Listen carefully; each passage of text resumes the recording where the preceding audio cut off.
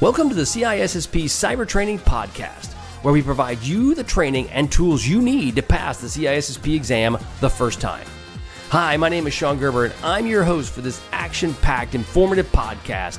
Join me each week as I provide the information you need to pass the CISSP exam and grow your cybersecurity knowledge. All right, let's get started.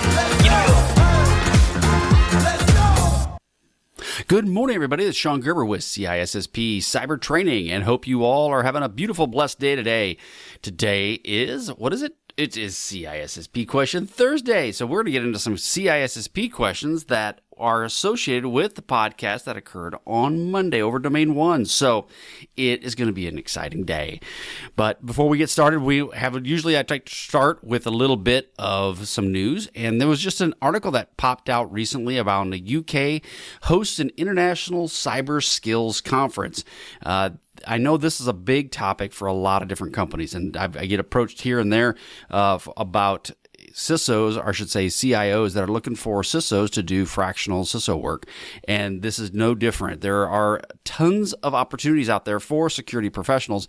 You just have to be able to be in the right place to find those, and you have to have the experience to help you with that. But the interesting part with that is that this UK is realizing that they are having challenges with filling their cybersecurity roles. And so therefore they had a 3-day international conference to discuss how to tackle the growing threat of cyber attacks. Now, I'll be very transparent. There is a lot of conversations that occur on how to deal with this. Sometimes I feel there are conversations and not enough action. But at least within this conference, they're trying to do some things to potentially offset some of those challenges. One of the things they had was this Global Cybersecurity Skills Recommendations Report. And in this report, they did say that they're trying to figure out how to get this resolved. And they did say that the number of shortfalls within the UK of jobs has gone down. It's not as much as it was. So they're saying about 11,000 jobs in 2023 down to about 3,500 in 2024. But the interesting part in this is that they said 44% of UK businesses still do not have the fundamental skills to protect themselves from a cyber attack. So the roles may have reduced, but I've seen this time and again. They do not have the knowledge, the businesses don't, to protect themselves from a cyber event or incident. And what can happen is that as they don't have the skills to do that, one event can be catastrophic for a business. I mean, take it from me. You already are running on very small margins, your business is. And now you have a cybersecurity incident that occurs. It can be damaging. And if not, it can also potentially shut you down. So it's important to understand that if you are a cybersecurity professional looking for a role, it is important that you work hard to get your education in a level that will be acceptable by people, but also to help businesses that maybe don't totally understand that they have a problem.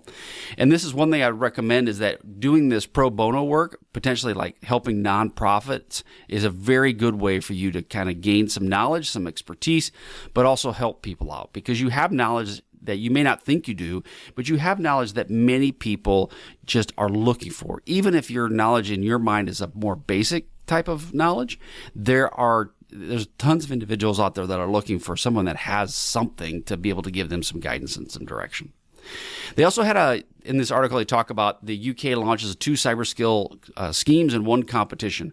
They're basically having to figure out how to have competitions to bring new people into cybersecurity, as well as then educate and teach them so that they can go out and try to do more to help protect the overall country itself. So they have a scheme that deliver tailored support to universities, councils, and businesses across England. And then they also have a competition to find young talent.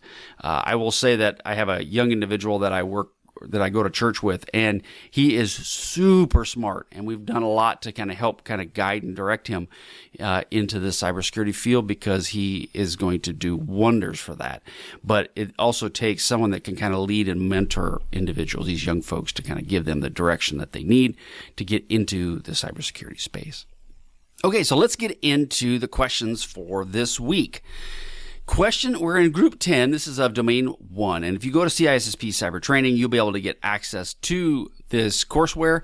All of it's there is available to you. All these questions are available. You can go and study for these questions for the CISSP, and you can gain access to all of the information there. It is all, again, when you go in, you purchase any of this content, it goes to a nonprofit that is associated with adoptive families. So I would highly recommend that if you're interested in the CISSP, what a great way for you to be able to get the training you need as well as being able to help other people out. So it's a good deal. Okay, so we're again, group 10, this is 15 questions, and we're tied to, today is domain 1, and it's 1.9.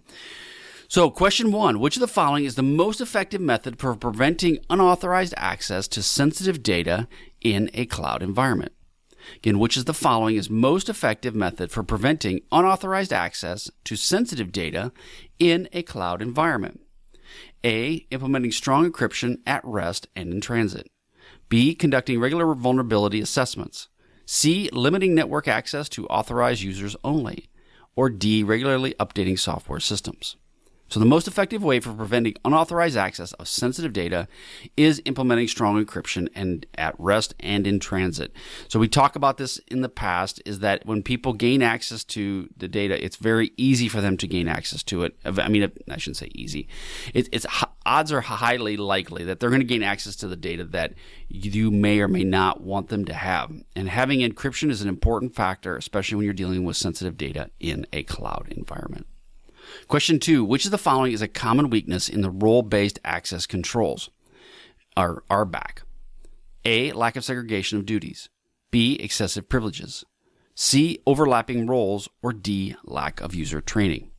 Now, again, what is a common weakness? Now, this can be a couple different things, right? There can be weaknesses in this with lack of user training, and there can be excessive privileges. But realistically, the common weakness in role-based access controls is overlapping roles or credential creep. Again, this in RBAC, this can create confusion and inconsistency, complicating the access management and increasing the risk of unauthorized access. So overlapping roles can be a problem with RBAC. Question 3, which of the following is the best method for ensuring that employees are aware of and comply with the organization's security policies? Again, which of the following is the best method for ensuring that employees are aware and comply with the organization's security policies? A, posting security policies in a visible location. B, providing security awareness training. C, implementing technical controls to enforce compliance. Or D, conducting regular security audits. Again, which of the following is the best method for ensuring employees are aware and comply with the organization's security policies? And the answer is B, providing security awareness training. Again, this training can be an effective way to help employees. Now, it isn't going to be the panacea and fix everything, but it is a really good way to help, again, getting this stuff in front of people on a routine basis, over and over again. Question 4, which of the following is a disadvantage of using single sign-on solution? So what's an disadvantage of using SSO? A, increased complexity. B, increased cost. C, limited scalability. Or D, reduced security. Now, when you talk about this, what do you mean? You're going to say, well, this doesn't make sense, because it does have increased complexity, it does increase your cost, and it doesn't really limit your scalability, but I guess it can, because it depends not if everybody signs up for SSO. But what the main disadvantage is, it reduces security. And you're going, well, what do you mean? Well, the reason is, and this is kind of a double-edged sword, is that it can potentially expose, it's a single point of failure within your organization, and it can expose access to multiple systems and applications. It also is a benefit in the fact that not everybody has to remember passwords for all these logins, which is a lot of password reuse that occurs. So reduce security in the best situation, right? So in this question, the best answer of all these answers is the reduced security. But keep in mind, you need to understand with SSO, what are the other positives and negatives that go along with that. Question 5, which of the following is the best practice for managing privileged accounts? So which of the following is a best practice for managing privileged accounts? A, use strong and complex passwords. B, implement least privilege access controls. C, monitoring privileged account activity. Or D, regularly changing passwords. So which of the following is the best practice for managing privileged accounts? And the answer is B, implementing least privilege access controls. Again, least privilege is crucial. It's very important for the mapping or managing of privileged accounts, and it minimizes potential damage from an account compromise, right? So if you have least privilege and your account is compromised, it does limit the blast radius in which someone can gain access to this data. Question 6, which of the following is a disadvantage of using cloud-based identity and access management solutions? So what is a disadvantage of using cloud-based identity and access management solutions? A, increased cost. B, decreased flexibility. C, decreased security. Or D, longer implementation time. So longer implementation time isn't true, because when you're deploying IAM within the cloud, it's very easy. I should say it's easier than if you were deploying it on-prem. The decreased security, no, that's important, because IAM, account management, is an important factor unless you were to just leave it wide open. And then decreased flexibility, it does give you the flexibility that you need. Now, it sometimes can be a little bit problematic when you're dealing with on-prem and cloud and integrating your IAM solution between the two, but that's not a factor. It is actually increased costs. So they will lead to a higher cost to ongoing service fees and potential additional charges, making it a potential a notable disadvantage. So there is increased cost by using IAM solutions. They don't do this stuff for free, so unfortunately you got to pay for it somehow. Question 7, which of the following is a common attack vector for social engineering attacks? Okay, this is probably easy. You guys will get this one. A, malware. B, denial of service. C, phishing emails. Or D, unauthorized physical access. Right? A common attack vector for social engineering attacks is C, phishing attacks, right? That's what they use to get as much of the information as they can, and the point is they mask around as legitimate emails. Question 8, which of the following is a best practice for managing vendor access to an organization's systems? A, providing vendors with broad access to the network. B, requiring vendors to sign non-disclosure agreements. C, monitoring vendor activity. Or D, limiting vendor access to specific systems.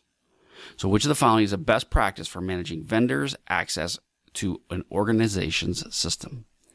And the answer is B. Okay, it's requiring vendors to sign non-disclosure agreements. Again, this is a best practice, and this is how you manage the access.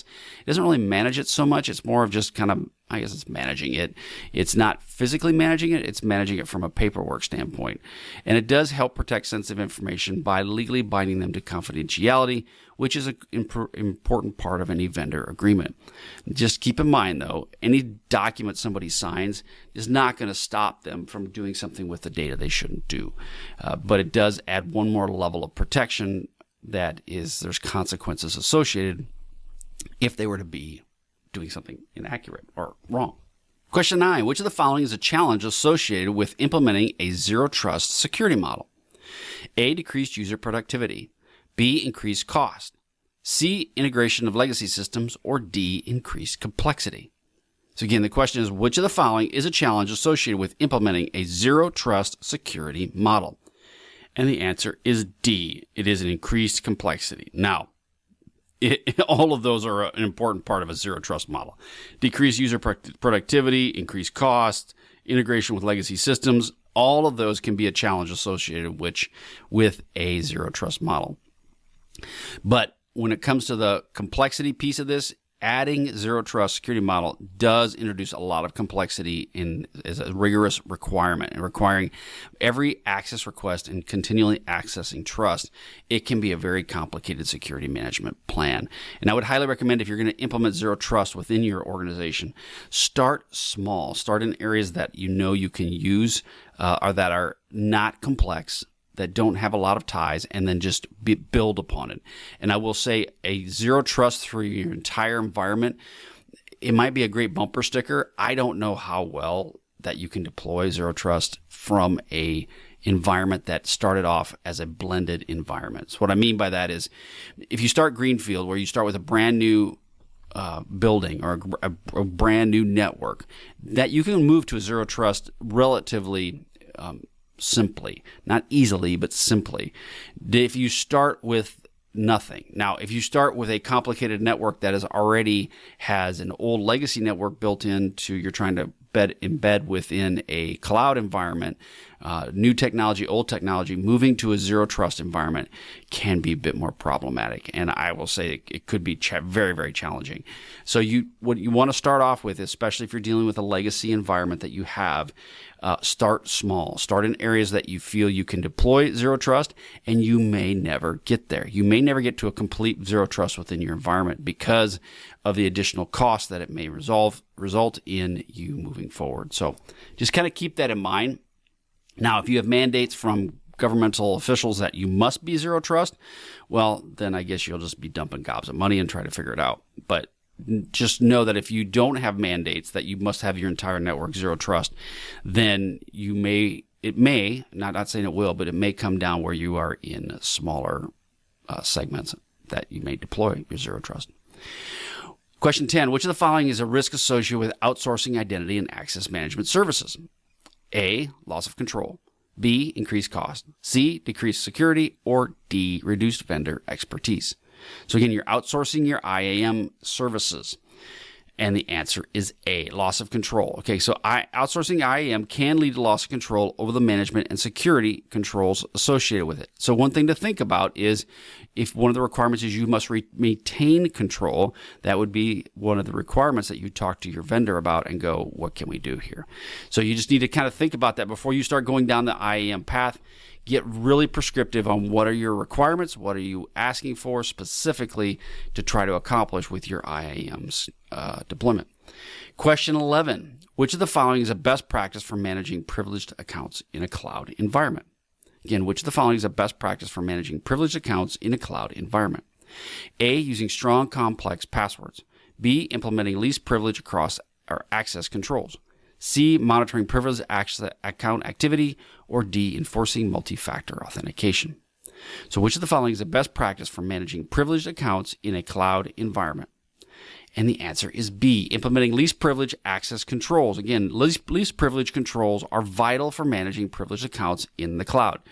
You want to do that anytime you can, but especially for privileged accounts.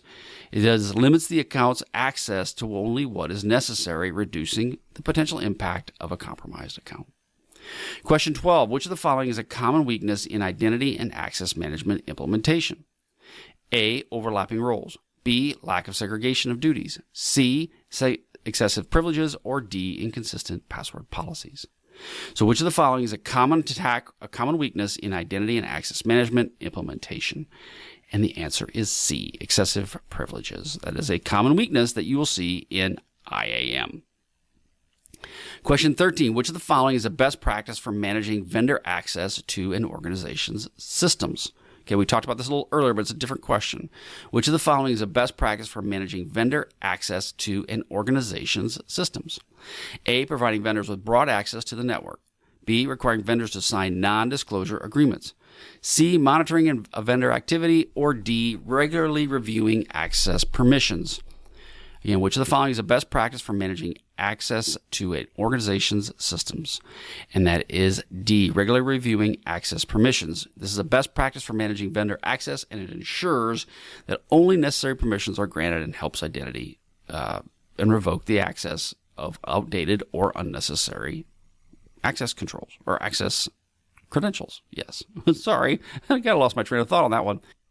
Question 14. Which of the following is not a common personnel security policy control? A, background checks. B, separation of duties. C, mandatory vacations. Or D, risk assessments. So which of the following is not a common personnel security policy control? And the answer is D, risk assessments. Risk assessments are a broader process used to evaluate the overall security posture of an organization, including personal security, but is not a specific control within the personnel security policies. Question 15. Which of the following is a primary purpose of a non-disclosure agreement? So what is the primary purpose of a non-disclosure agreement, or NDA? A, to protect the organization's intellectual property. B, to ensure employees comply with company's policies. C, to hold employees accountable for their actions. Or D, to prevent unauthorized access to systems. And again, the primary purpose of an NDA is to protect the organization's intellectual property. So NDAs, they're primarily used to protect the organization's IP and confidential information, again, by prohibiting employees and contractors from disclosing unauthorized to unauthorized parties. That being said, again, it's a piece of paper, so it doesn't mean people aren't going to do it. Okay, I hope you guys enjoyed this. Again, this was off of domain 1.9 of the CISSP ISC Squared book. You can go out to CISSP Cyber Training, and you can get all of this content for you at CISSPcybertraining.com. Again, all proceeds go to nonprofit for adoptive families. So again, go out and buy to your heart's content. Buy. Have you guys have a wonderful day again, and you go out there, attack the evil hacker horde, and we'll catch you all on the flip side. See ya.